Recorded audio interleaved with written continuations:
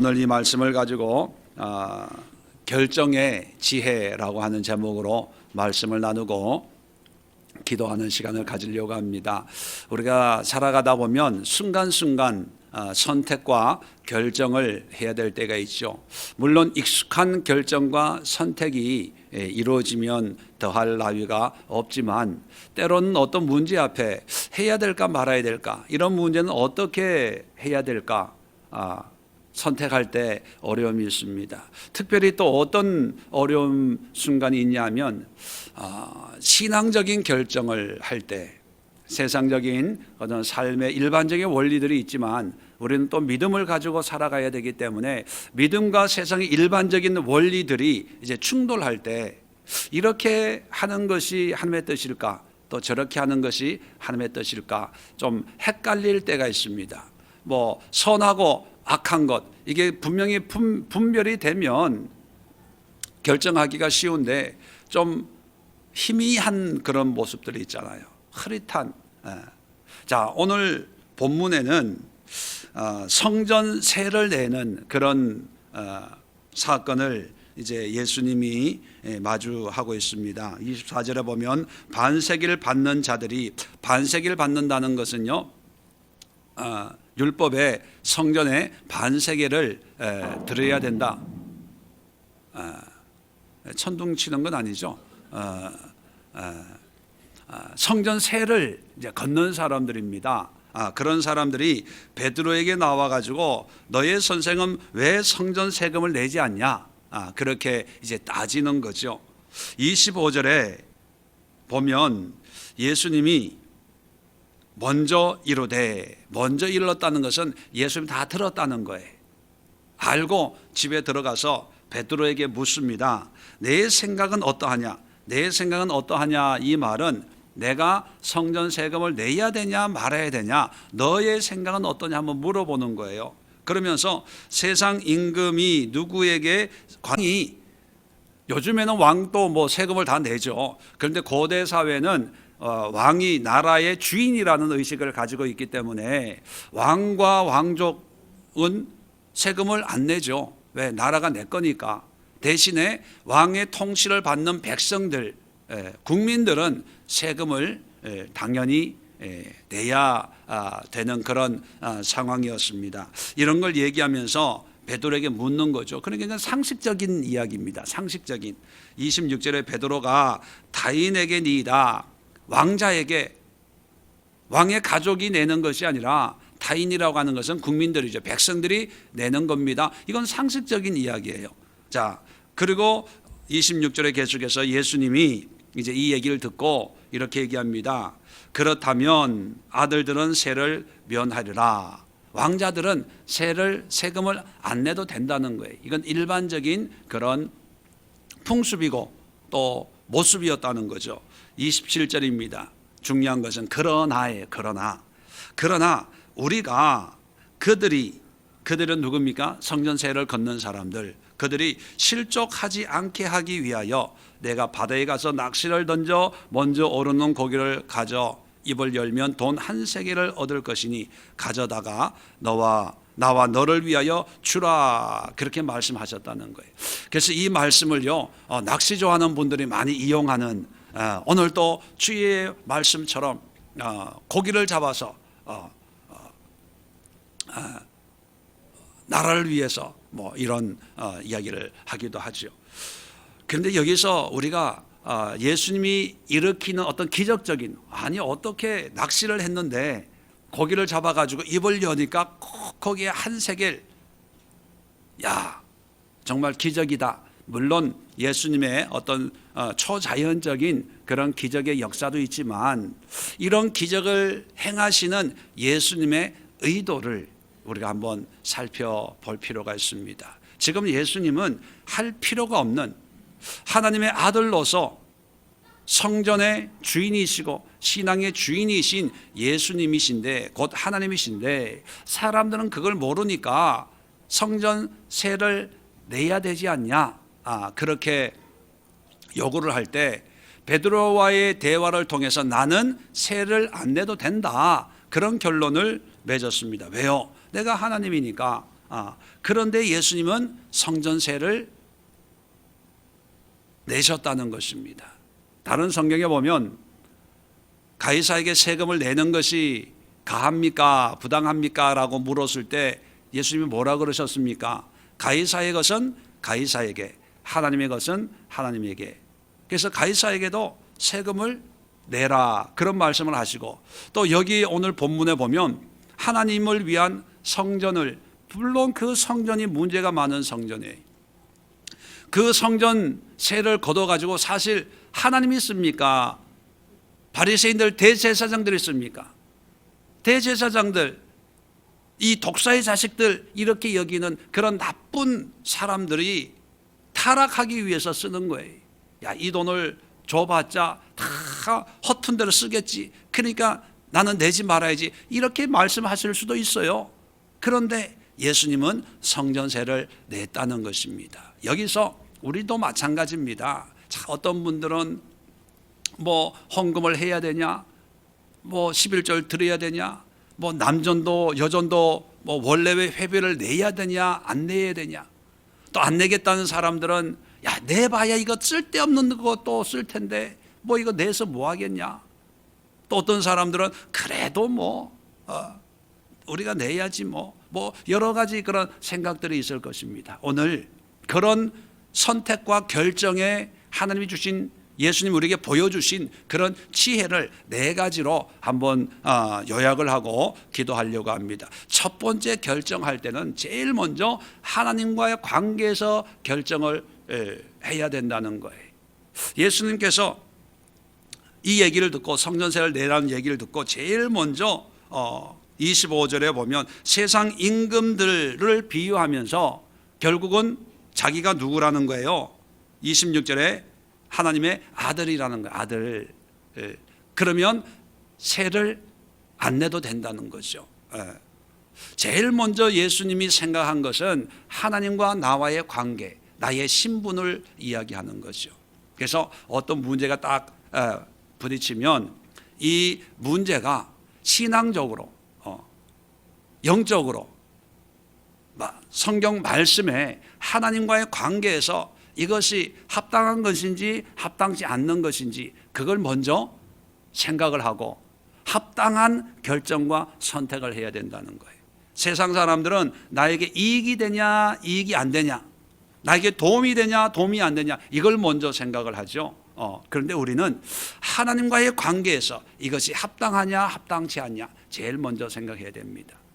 두 번째는, 그 다음에 예수님은 27절에 그러나예요. 하나님 앞에 안 내는 게 합당하다는 결론을 내렸지만, 그러나 우리가 그들이 실족하지 않게 하기 위하여, 그들, 이 성전세를 걷는 사람들이 실족한다는 건 뭐예요? 꼬투리를 만들어 준다는 거예요. 예수님이 복음 전도하고 하는데, 야, 저 사람은 하나님의 아들이라 그러면서, 메시아라 그러면서 성전 세금도 내지 않아, 그러면서 그 꼬투리를 잡아가지고 그 사람들이 예수님에 대해서 부정적으로 반감을 가질 수 있기 때문에, 두 번째는 뭐냐면 상대방을 배려해야 됩니다. 그래서 이 사람이 내가 찬성하든 거절하든 어떤 선택 때문에 이 사람이 실족하고 이 사람 속에 어떤 하나님의 어떤 신앙적인 그런 모습이 왜곡될 수가 있다면 우리가 결정하는데 그것을 참고해서 그들이 실족하지 않도록, 반감을 가지 않도록.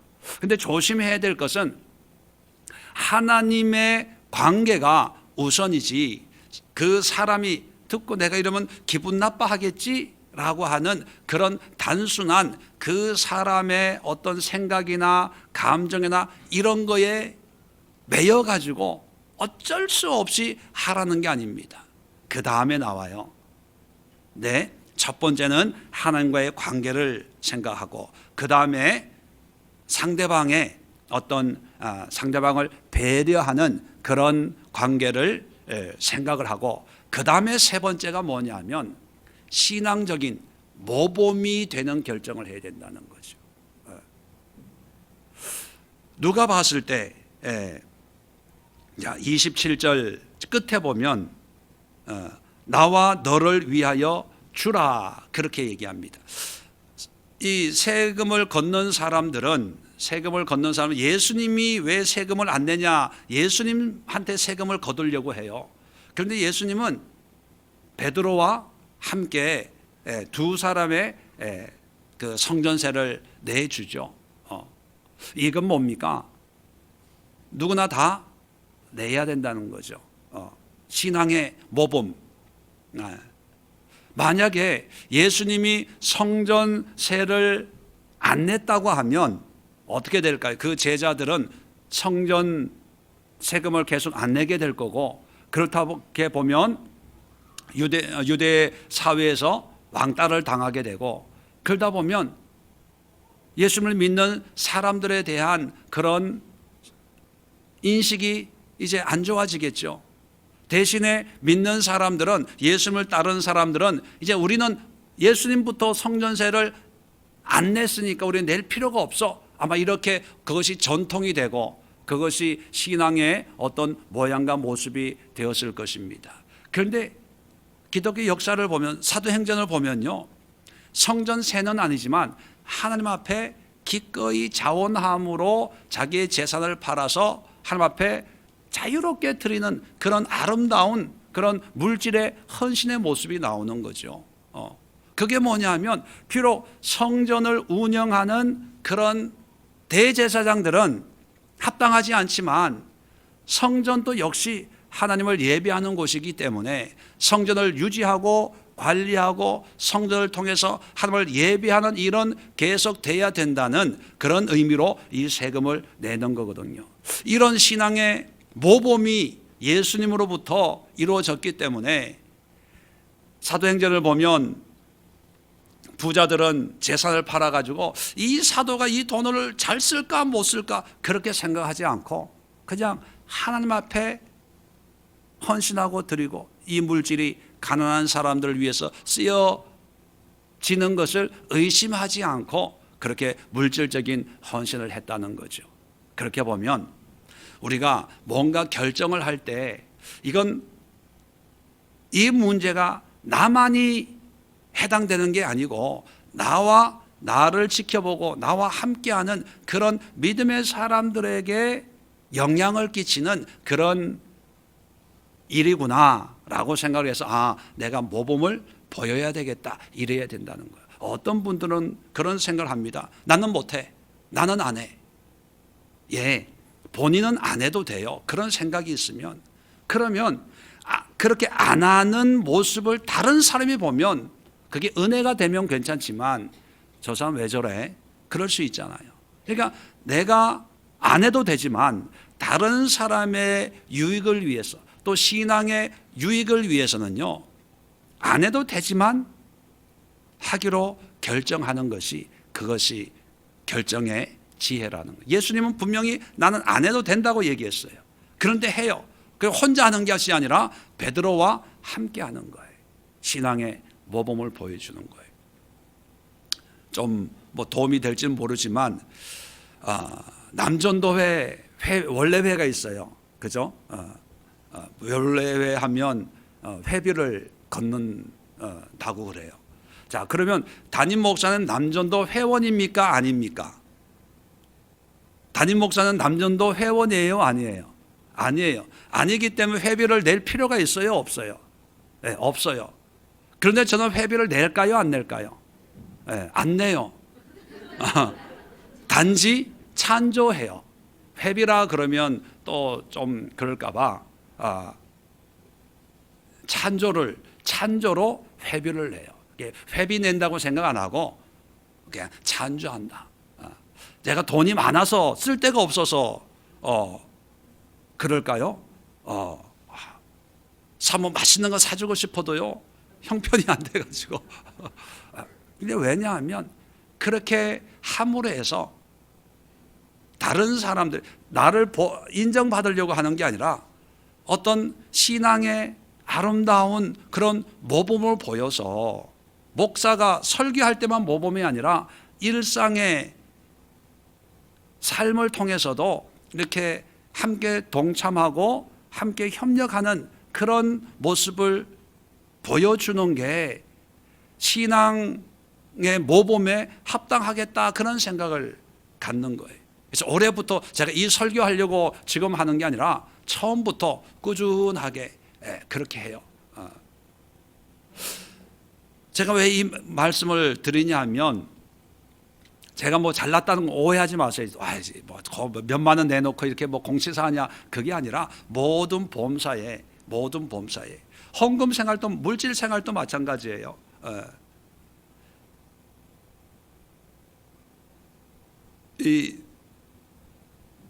뭐 이게 시간의 봉사도 있잖아요. 뭐 참여하고 하는 거. 제가 설교하고 피곤하면 기도 안 하고 이렇게 올라가서 좀 쉬어도 돼요. 예배 인도를 하고. 그런데 저는 제일 앞에서 끝까지 이 예배 마칠 때까지 앉아 있어요. 왜냐하면 옛날에 사역할 때 큰 교회 목사님들은요, 설교만 하고 그냥 가요. 그러면 이제 부목사님들이 이렇게. 그런데 제가 그걸 보면서 전도사 때 아주 뭐 햇병아리죠. 왜 담임 목사는 왜 기도 안 하실까? 교인들은 기도 시켜놓고 기도합시다 하고는 목사님은 그냥 뒷문으로 이렇게 올라가서 사무실 올라가는 거예요.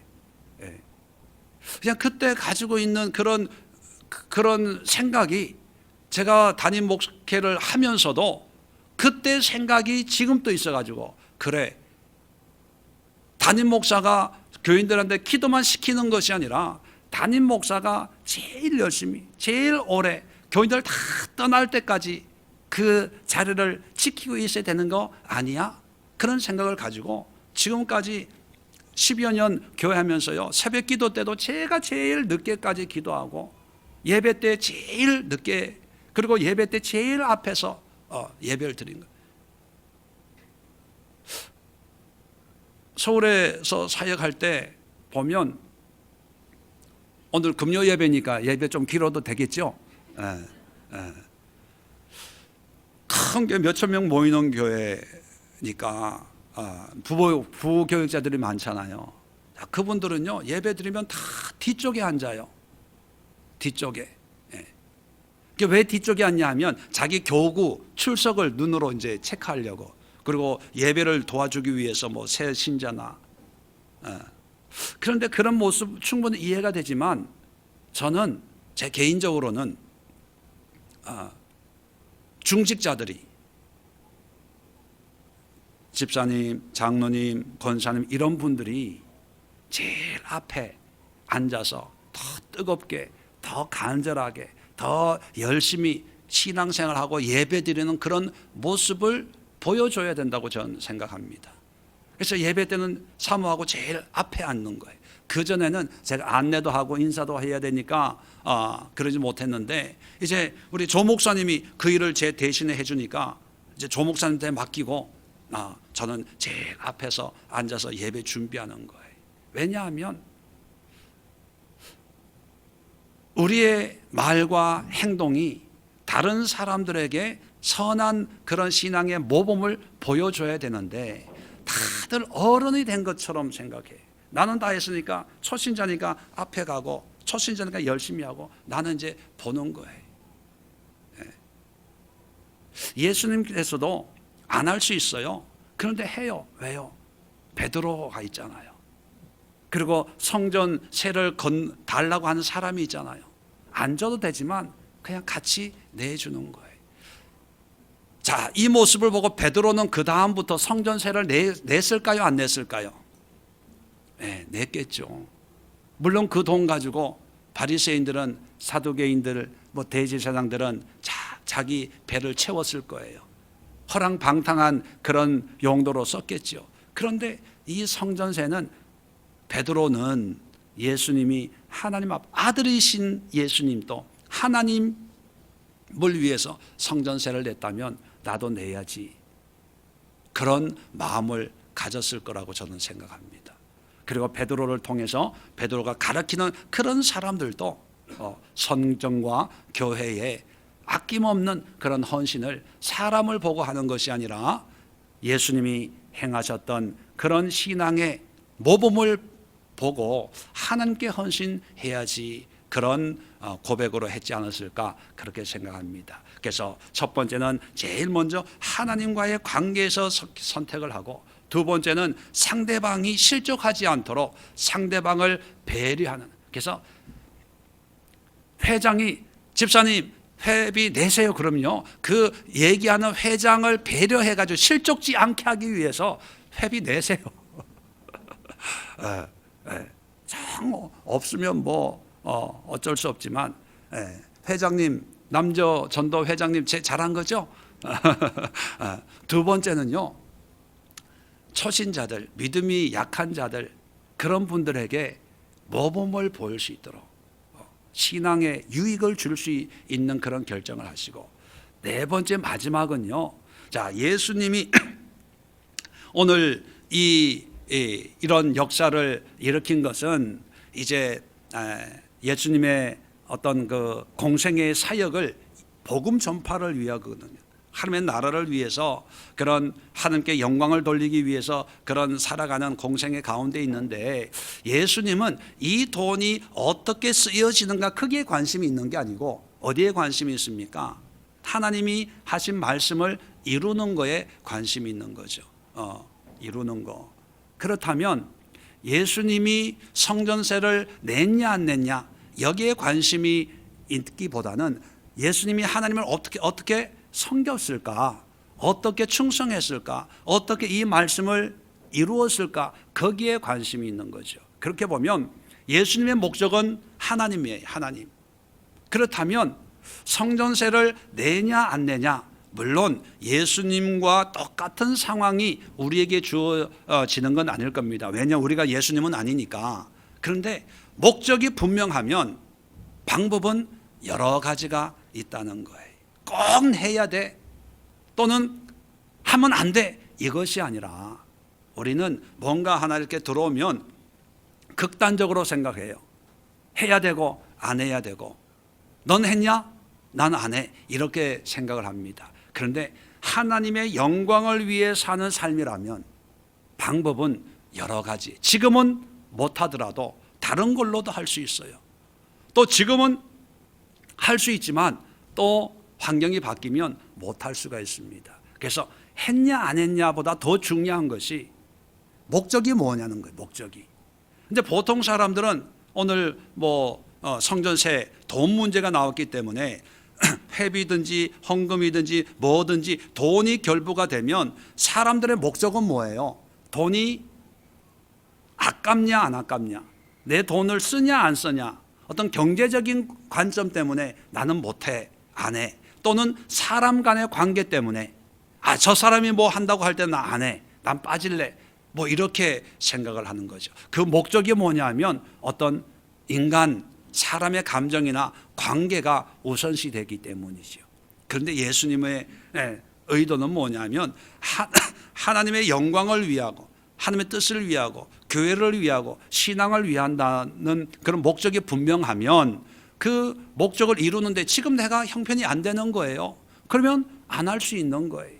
빌려서 하고, 어떤 교회 부흥 집회 갔더니만요, 교회 건축 헌금하는데 카드 대출 받아 마이너스 통장이라는 게 있나 봐요. 난 처음 알았는데 통장이 다 돈이 저축이 되는 통장이지 마이너스 통장이 뭔지는 모르겠지만 통장 만드는 방법까지 부흥 강사가 알려줘가지고 그렇게 건축을 하더라고요. 그 부흥 강사 연락처 알면 좀 청빙을 좀 했으면 좋겠는데, 나는 그건 아닌데 이런 생각을 해요. 방법이 내 삶을 주님을 위해 살겠습니다. 그런데 헌금을 하래요. 그러면 지금 물질이 없으면 안 해도 돼요. 다른 방법으로 충분히 할 수가 있거든요. 그래서 성전세 이 사건을 통해서 예수님은 세 가지 이유 때문에, 먼저는 하나님과의 관계에서, 두 번째는 상대방을 배려하기